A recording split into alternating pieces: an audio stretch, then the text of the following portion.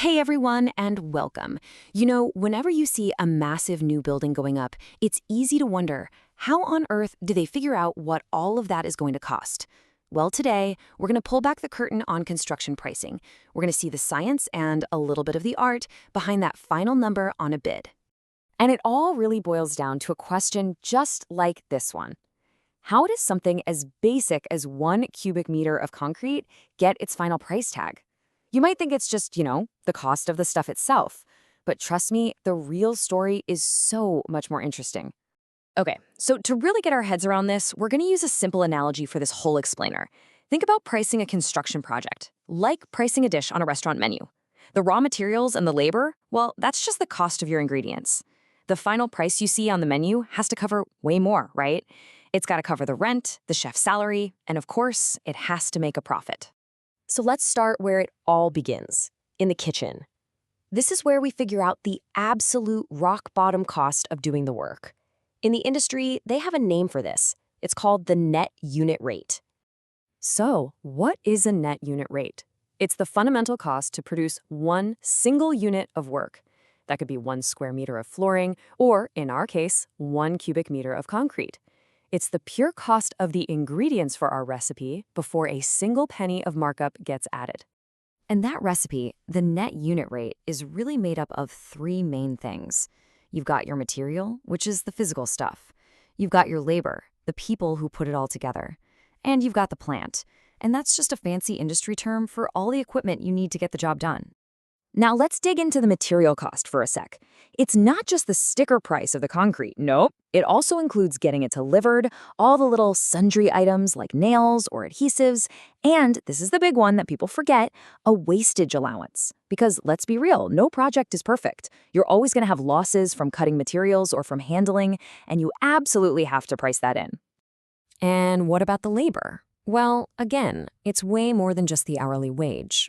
You've got benefits, taxes, but the key factor here is something called the productivity rate.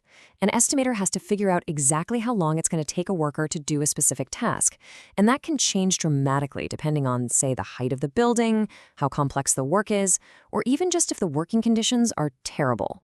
Okay, so we've figured out our kitchen cost. Now let's head out to the front of the restaurant and see how we turn that base cost into the final menu price that the client actually sees and pays. This is what's called the all-in rate. And this slide just lays out that journey perfectly. You start with that base, the net unit rate, and then you start layering on all the real costs of doing business. You add your project-specific overheads, then your main office overheads, then a little cushion for risk, and finally, the reason you're in business in the first place, profit. So what are these overheads really? Well, direct or project overheads are costs tied specifically to that job site. Think utilities for the temporary trailer. But indirect overheads are the costs of just keeping the lights on for the whole company. Rent for the head office, paying the administrative staff, that sort of thing. Next up is risk and contingency. You can think of this as the financial cushion for all the what-ifs. What if you start digging and hit a massive boulder? What if the architect's drawings aren't totally finished? This is the fund that covers those surprises. In our restaurant, it's the money set aside in case a customer sends a dish back. It's the oops fund. And then, finally, we get to profit.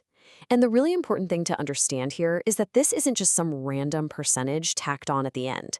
Profit is the reward for taking on all that risk we just talked about. And it's a strategic tool.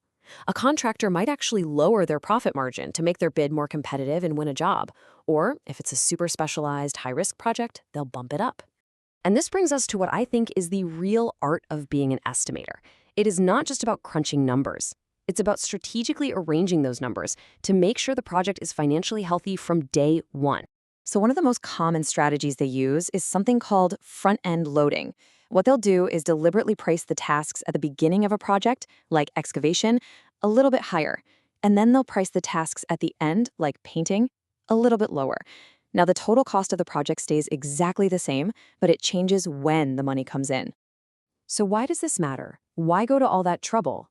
Well, it's all about one thing, cash flow. By getting more money in the door early on, the contractor has the cash on hand to pay for all the materials, equipment, and labor they need to keep the project humming along without any costly delays. All right, enough with the theory. I think it's time to make this super real. Let's go back to our cubic meter of concrete and actually run the numbers from our source material to see how this works in practice. Okay, step 1, the material. The concrete itself is 175 pounds and 50 pence. But remember that crucial wastage allowance? We add 5% for that, bringing our total material cost to 184 pounds and 28 pence per cubic meter. Step 2, the labor. Based on the productivity rate for this job, it's going to take a ground worker 1.9 hours to do the work at a rate of 30 pounds an hour. So you do the math, and that gives us a labor cost of exactly 57 pounds. And now, we just add them together. The material cost plus the labor cost gives us our net unit rate, our kitchen cost of 241 pounds and 28 pence. This is the absolute true cost of just getting the concrete in the ground. But of course, we're not done yet. Now it's time to add all those markups we talked about. For this particular example, the project overheads, the main office overheads, the risk, the contingency, and the profit all add up to a tidy 15%. And there it is. We apply that 15% markup to our net rate, and we land on our final all-in rate, our menu price, of 277 pounds and 47 pence for that single cubic meter of concrete. So, let's bring this all home. What's the big takeaway from all of this? Well, at the end of the day, it's about the incredible balancing act that estimators have to perform every single day on every single project. And I think this quote from our source just sums it up perfectly. Success isn't just about getting the recipe, the raw cost right. It's about strategically setting the menu, the final price, in a way that wins the job, manages the cash flow, and ultimately delivers a profitable project. It's a pretty complex process, right? All hidden behind a single number. So the next time you see a price for pretty much anything, whether it's a skyscraper or just a cheeseburger, maybe you'll stop and wonder for a second. What's the hidden recipe that went into creating that price? Thanks so much for watching.